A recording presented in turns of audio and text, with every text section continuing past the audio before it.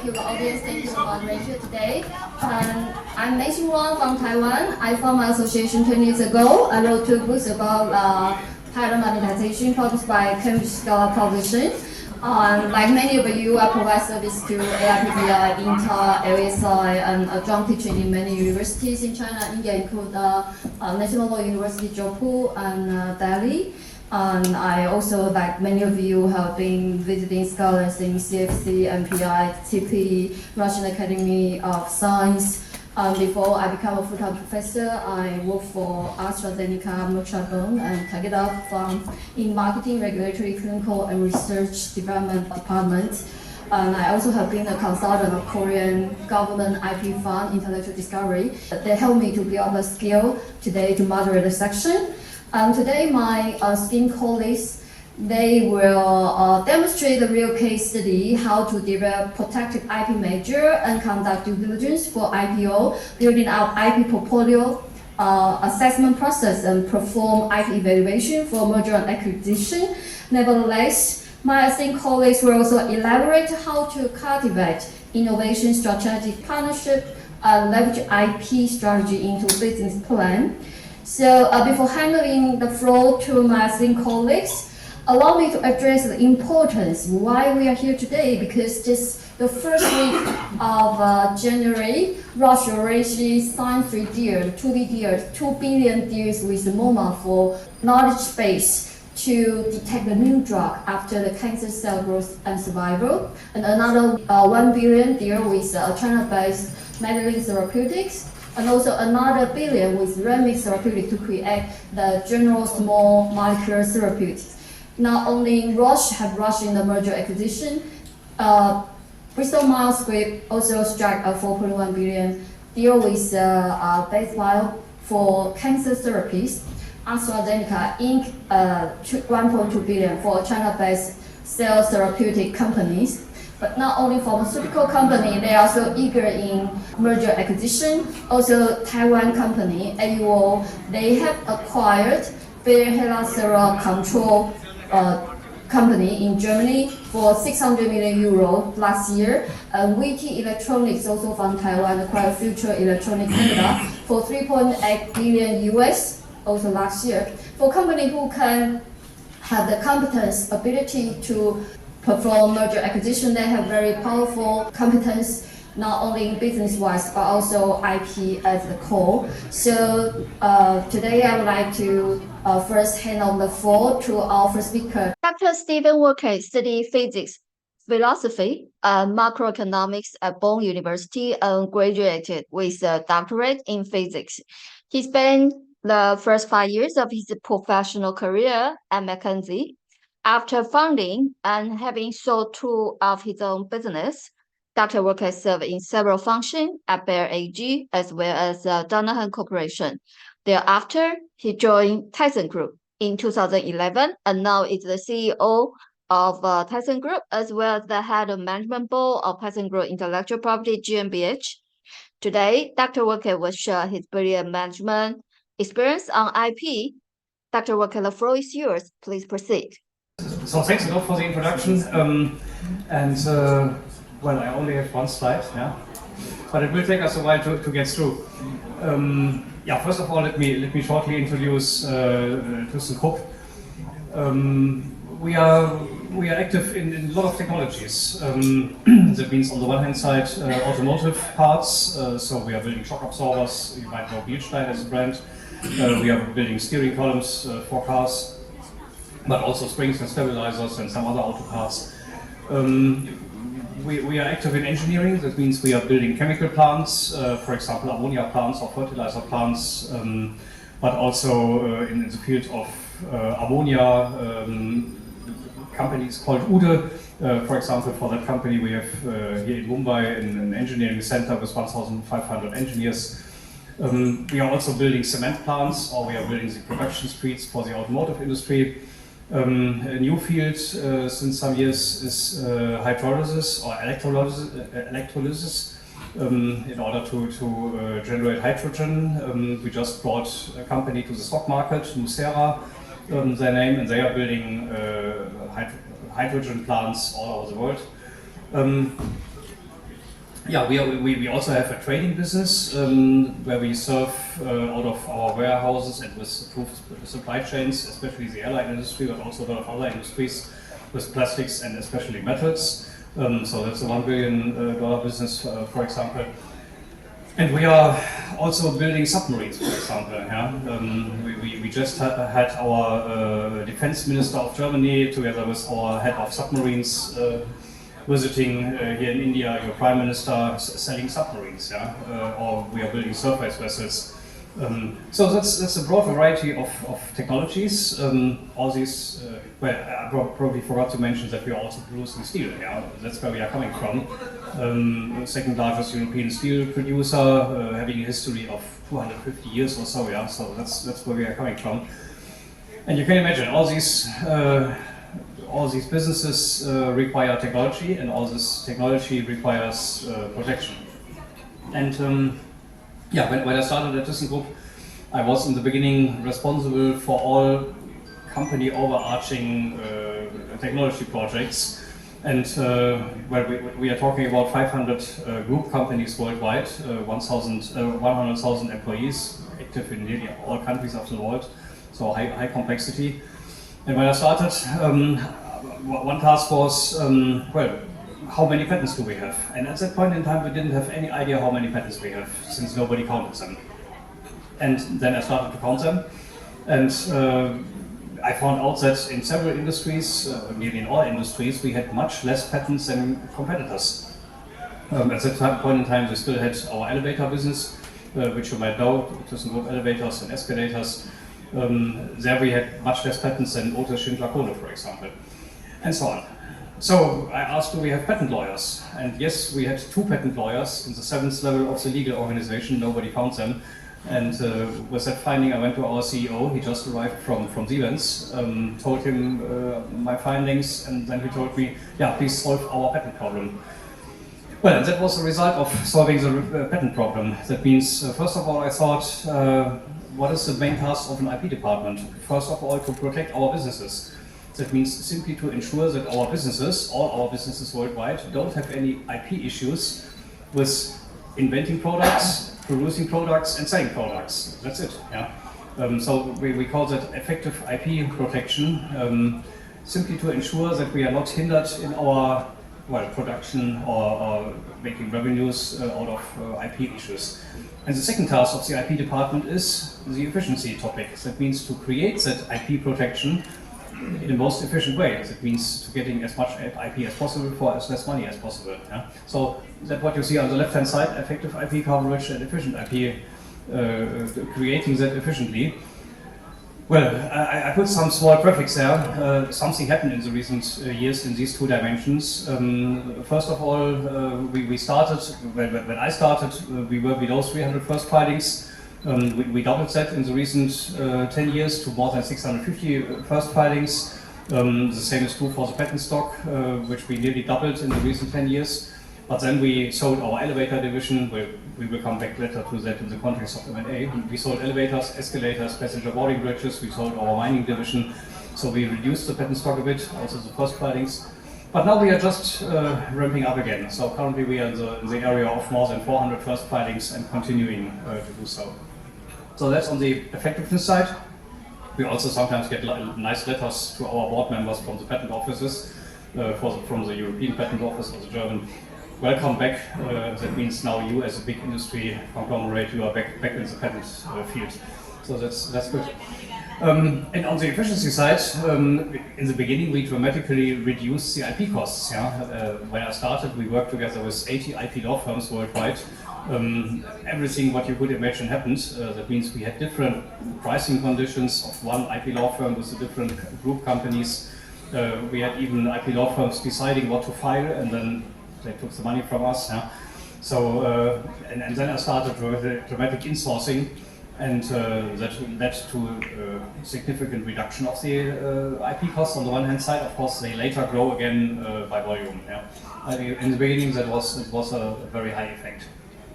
So, if we talk about these 2 dimensions, effectiveness and efficiency, One of the first tasks was, you can imagine, we had these 500 group companies, all patents being split up somewhere in these group companies, and all these group companies have different names. A lot of old German names, like Ude, like Polysius, like HEW, like Doman Voss, and so on. Yeah? But nearly no one of these companies has the name of Thyssenkrupp. But on the other hand, we would like to achieve a situation where all patents are under the name of Thyssenkrupp. Yeah, that's the old game. You simply need to be visible in the registers and a lot of patents under your name, which really has some effect in the market. But I could not transfer all patents from one company to another, especially if you move across the German borders, then you always have a tax risk. Therefore, we thought about a smart solution to achieve the goal on the one hand side to have all patents under the name of Thyssenkrupp, but on the other hand, avoiding tax risks. And the solution is the first line. Create a common IP shield where we differentiate between economic and declaratory ownership. The economic owner of a patent is always a business unit, or precisely the legal entity, where normally the patent is used, where the inventor is sitting, yeah, whoever is using the patent. But there is always a second declaratory co-owner, which is always the Thyssenkrupp AG. And I checked with all legal major legislations, in this case with a large law firm, with Baker McKenzie, that we are able to act out of that declaratory ownership. So we are able to file a patent, go to court, fight for everything. We could give a license. We could do everything out of that declaratory ownership in all major legislations of the world. But we are not the economic owner as Thyssenkrupp AG, our mother company. So this construction serves both purposes. Yeah? On the one hand side, where we started that 10 years ago or 12 years ago, so in another 8 years we will have all patents and all trademarks under the name of Thyssenkrupp, but we avoid any tax risks. So some German companies already also start that solution, but it dramatically helps. Additionally, you need to go to the German finance authorities. Yeah? You need to get I only know the German word, verbindliche Auskunft, which is a binding information that they will not collect taxes afterwards. Yeah? That costs some money, but then you have the security that this construction is tax proven. So the next, well, now we have the IP shield. Yeah? The next step is stimulate and incentivize IP creation. So in the beginning we were deeply convinced that we have 3,000, 5,000 brilliant engineers somewhere in the world, but nobody asked them for patents. And therefore we simply traveled everywhere. Yeah? And probably the most important instrument was harvesting. Yeah? Traveling where you have, whatever, our 100 engineers developing elevators in southern Brazil, or our 100 engineers developing mining equipment in northern Brazil, or our submarine sonar algorithm people in Australia, or our shock absorber people in Germany, and so on. Yeah? Simply to travel where we have a significant amount of people doing engineering and listen to them. What did you do in the recent 20 years? And then write down what they did and then file patents.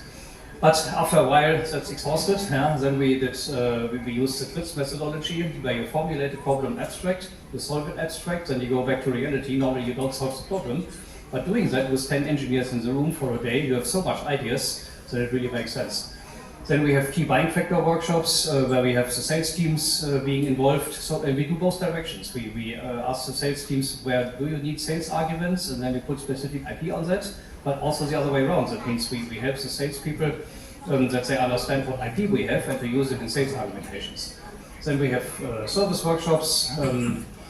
Additionally, we have now AI application workshops. Yeah? So currently I'm talking to all our business leaders, telling them the AI story. Yeah? The AI story has two parts of the coin. The first is our IP department is helping you to ensure that your AI applications are being protected by patents. First of all, they could be protected, software could be protected if there is a change or effect in reality, and we have patent lawyers who help you to protect it.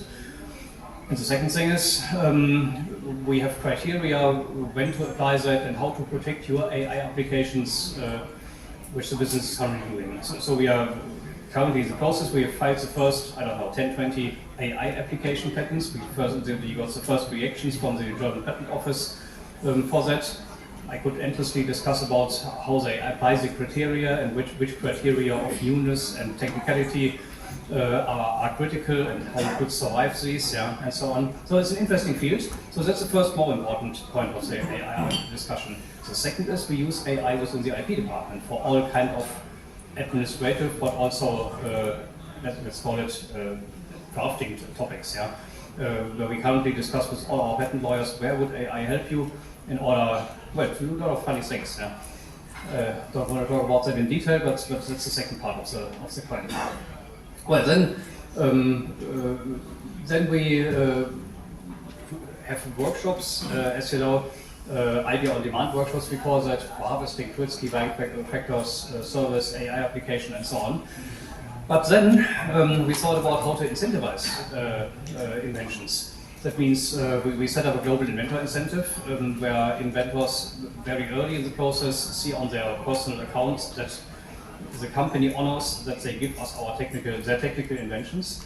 Then we invented a flat rate remuneration program, which also incentivizes inventors, but also according to the German inventor remuneration law, but much easier to calculate. And we also have certain rights of inventors which we buy according to the German law. But they are more or less also valid in all other countries of the world in order to get some unification there. So that's about simulation and incentivized IP creation.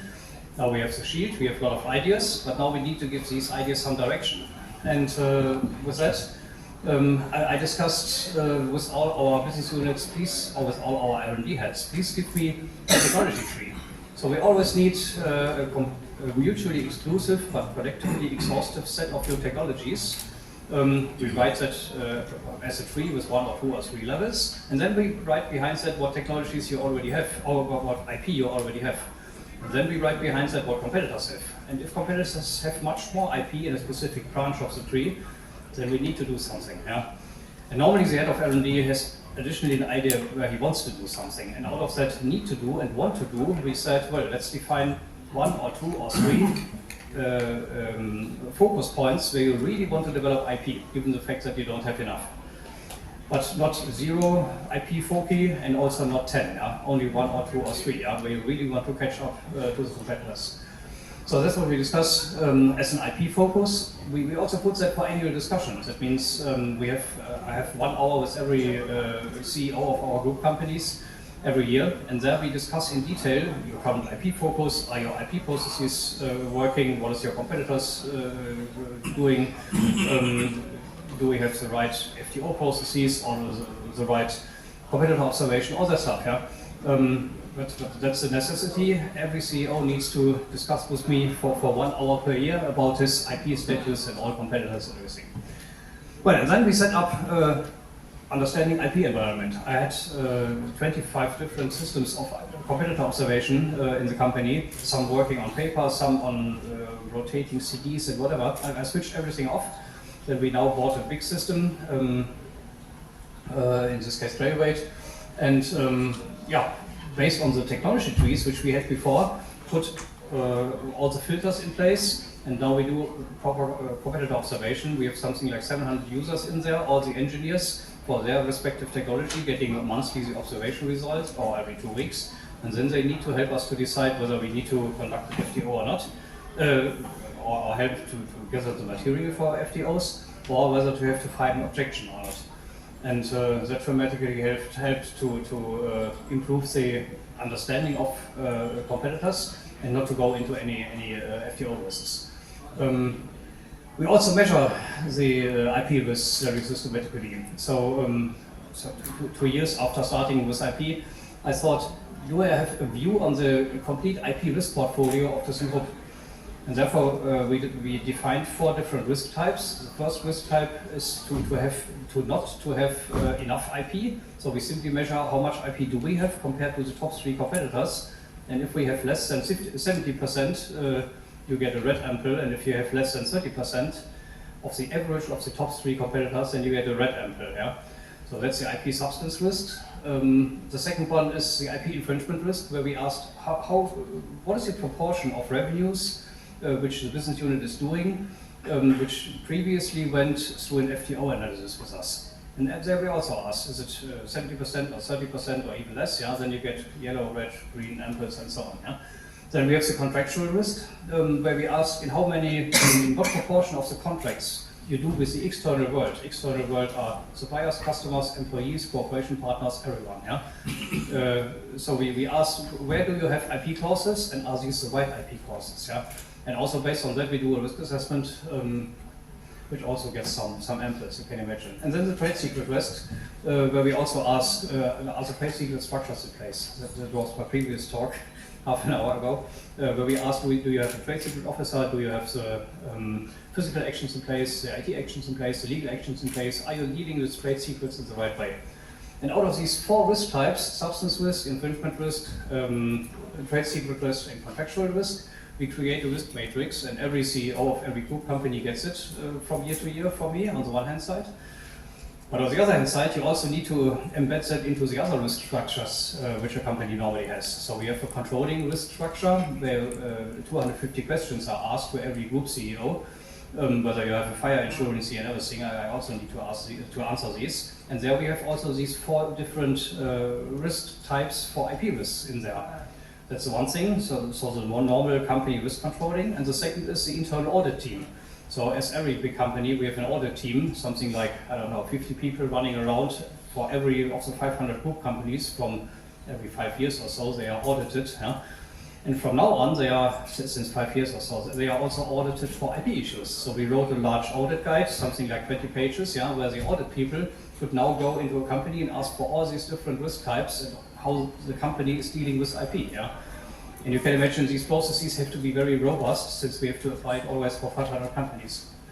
So that's about IP effectiveness.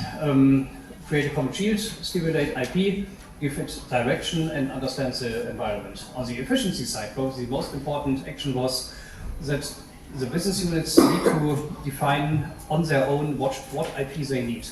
So at the beginning, it was much too dangerous for me, alone with 2 patent lawyers, to decide what to file and what not to file. Therefore, I thought, well, let's use collective or distributed intelligence. The business units need to define on their own. So I asked all business units to form an operative patent council, always head of R&D and head of marketing and sales. And they should sit together for 2 hours every 2 months or 3 months. And then they should discuss what inventions they got in the recent 2 months and whether they want to file it or not. Finally, in which countries. Yeah? And well, the meeting takes place in Excel, not in PowerPoint. Yeah? And then the head of R&D will say, well, I want to have all these inventions being filed, all good ideas. Yeah? And then the head of marketing and sales will say, well, we are active in the following 5, 10, 20, whatever countries. And then there is a very nasty figure on the bottom hand right side of the Excel spreadsheet, which is growing and growing based on their decisions. And suddenly they both get nervous, and suddenly they say, well, that's too expensive. And then the head of R&D will say, well, I remember my IP focus and I don't need every invention. And the head of R&D will say, well, we will, our word on that was always, we will never build a cokery in Venezuela, yeah? So we don't need cokery patents in Venezuela. Yeah? And so finally, these 2 need to take a full cost-based decision what IP they need, and they can completely freely decide. And then they need to give that decision to me, and with my team, then I'm creating the IP. That means, at that point in time, working with 80 IP law firms, but by hiring patent lawyers, it was my decision whether we apply an external IP law firm or whether we do it in-house. And the IP always costs the same, but my contribution to saving IP costs was hiring patent lawyers. Yeah? And therefore, from year to year, the price for a patent went down and down and down simply by hiring patent lawyers, and it was always the decision of the IP department whether to do it in-house or externally. So with that mechanism, the business unit decides what and where, and we decide how we solve that. Then we have some figures which we created, KPIs. In the beginning, we had a lot of different KPI systems, and we had reportings to individual board members, even conflicting reportings about IP. We always needed to solve whether we counted the patent rights. I switched off all reportings, yeah, immediately, and then we defined 5 different figures. First of all, the number of inventions I get per 1 billion euro R&D spend. Then the number of patents, the number of inventions which make it to a patent. The third one is the number of countries where we file a patent and how our country shield is spreading up. So is it 3 countries for the automotive industry, which normally files only Germany, US, China, that's it. Yeah? Or is it the right 10 countries or 20 countries for cement plants? Yeah?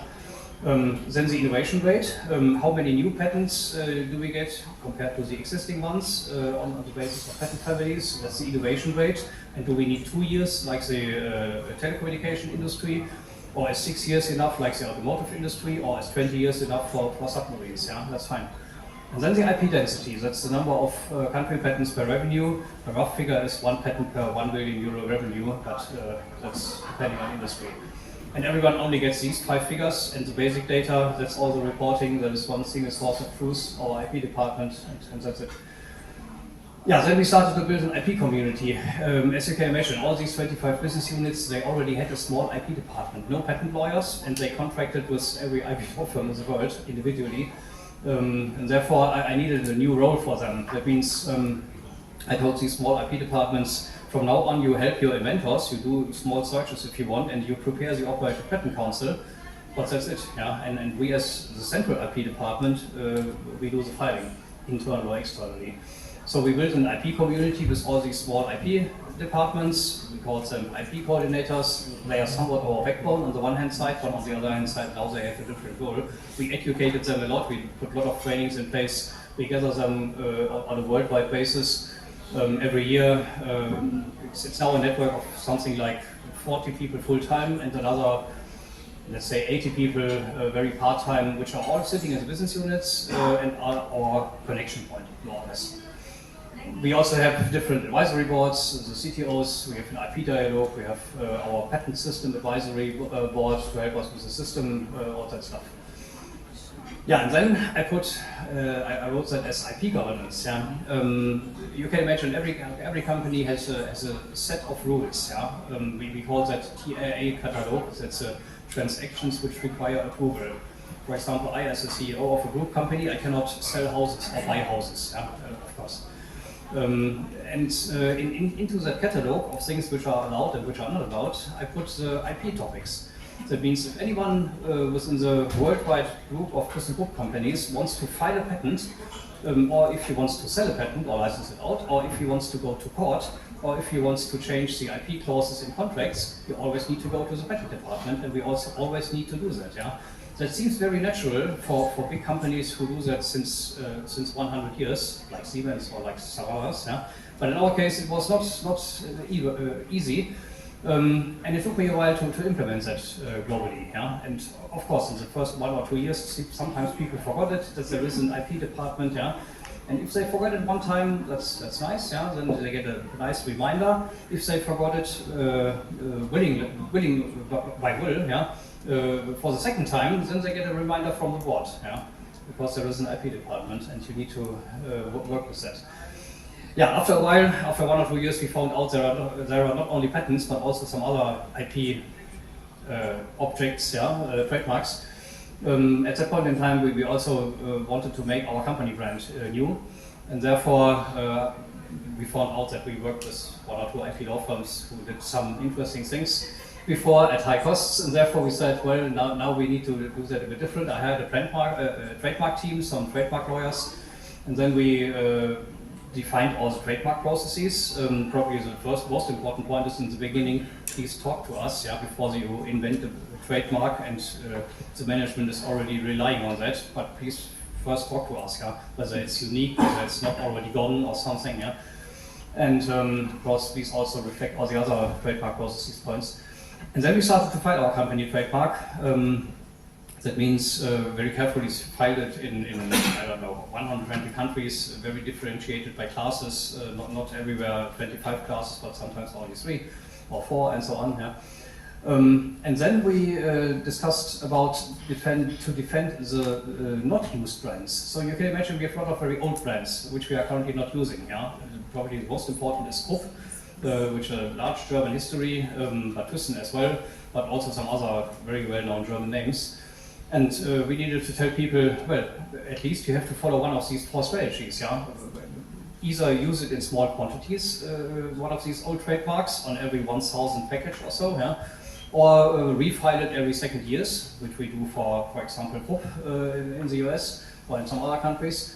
Or use it in product names, yeah? Our NOx reduction process, NVNOx, now is called Ude NVNOx, yeah? Bude is a mother company and Aminox is the process, so that's also an option. Or license it out to someone who is friendly. But you have to use one of these 4 strategies, otherwise the old brand mark, trademark, which you don't use, might be gone. Yeah? Good, that's about trademarks. And then manage, that was our task as an IP department. Yeah? Manage all the IP law firms externally on the one hand side, on the other hand side build up the right amount of patent lawyers. So finally we hired 30-40 patent lawyers. Trademark lawyers, contract lawyers, a lot of paralegals. So we were finally the last big German company who built up an IP department in the recent 10 years. So that was, in some cases, not so easy to find all these patent lawyers. Yeah? So in the beginning I gave presentations like that, and in the end I told people, well, we also search for patent lawyers. Yeah? So if you want to hire 30-40 patent lawyers, you have probably 150 people to apply. Otherwise, and I didn't want to pay any headhunters for that. Yeah. Yeah. Well, then what we also did, we founded the TK IP GmbH. That means I promised the board. Today we are 20 people or 50 or so, but we will be at 100 in some years. Do you want to have all these people in the mother company, Thyssenkrupp AG, or shall we found a company and then we founded that, like a lot of other companies do? And within that TK IP GmbH, we have our patent lawyers, trademark lawyers, paralegals, IP research, IP strategy, everyone. So we have the majority of our people in Germany, some of them in Chicago, some of them in Beijing, in order to do the national filings there. Up to now, not in India. I was always thinking about starting a small office here, especially for IP research, but also with patent lawyers. Up to now, there wasn't enough business case. But I looked at several other German companies who have IP offices here, and let's see how it will be in the future. And then we went back into the associations. That means to the VDA, which is the German Automotive Building Association, the VDMA, where I'm heading the IP subgroup, which is the Association of Machinery Builders. Then you have the VDI, which is the Association of Industry Associations, where I'm also part of the IP team, where you influence some politics in IP issues. Where on some IP congresses, we even have some IP activities where we wrote a German industry norm on how to deal with IP strategically in companies, and some other activities. Yeah, hopefully that gave some overview how we deal with IP on the effectiveness and efficiency side. And I only have one slide, but that's a very short one. Where we on the one hand side, we started to educate our internal corporate functions on IP in the beginning. So as I said, with audit, we did that, but also with this legal, of course, yeah, but also with the M&A department. Because after the first 1 or 2 M&A deals, I got the M&A department always to call the IP department before they complete the deal, yeah, even before they think about it. Yeah. And out of that experience, we said, well, let's just together do a learning day about all IP issues within M&A. In the recent 10 years, we did a lot. We bought very few companies, but we sold a lot. We sold our elevator division, escalator division, passenger boarding bridges. We sold our mining division. We sold CFK, which is carbon fiber enforced parts. We sold, I don't know what, yeah. So we tried to sell already 5 times in the history, 3 times in my time, our steel business, but up to now it didn't succeed. So we have some experience also now as an IP department together with the M&A department in what are the IP aspects within M&A transactions. So it's structured a bit on the timeline, and on the upper left part you have the acquisitions, then the divestments. Probably the most important thing is please involve the IP department early enough, dear M&A department. First of all, who is responsible on your side? Then I will clarify who is responsible on my side. Yeah. Then we need. Then of course we will go into the process of an evaluation. There could be an evaluation of core IP or the evaluation of the IP where we want to buy someone. And then I always need to get the information from the M&A department and especially from the tax department. Should it be a high evaluation or a low evaluation? Yeah, since evaluation is not very objective. Yeah, we know all the methods. We know how to evaluate by cost of producing IP, or to evaluate by the DCF method, or even by real options with the Black and Scholes model. But we need to know whether it should be high or low. Yeah? There could be reasons for both, not the obvious one, the own IP is very high, and the IP which we acquire is very low, but it could be vice versa for tax reasons. Yeah? Since we have these, I only know the German word, but it's Postvorträge, where it's losses in the future. Yeah? And therefore, for some reasons, it could be completely different than you thought. And therefore, we need to know it before. Then we do the evaluation. In uncritical cases, we do that on our own. In other cases, we do that with externals, with the KPMGs also. Yeah? And well, then we support the M&A department in confidentiality agreements, in memorandum of understanding, even in well, whatever is legally necessary for both parts of the deal.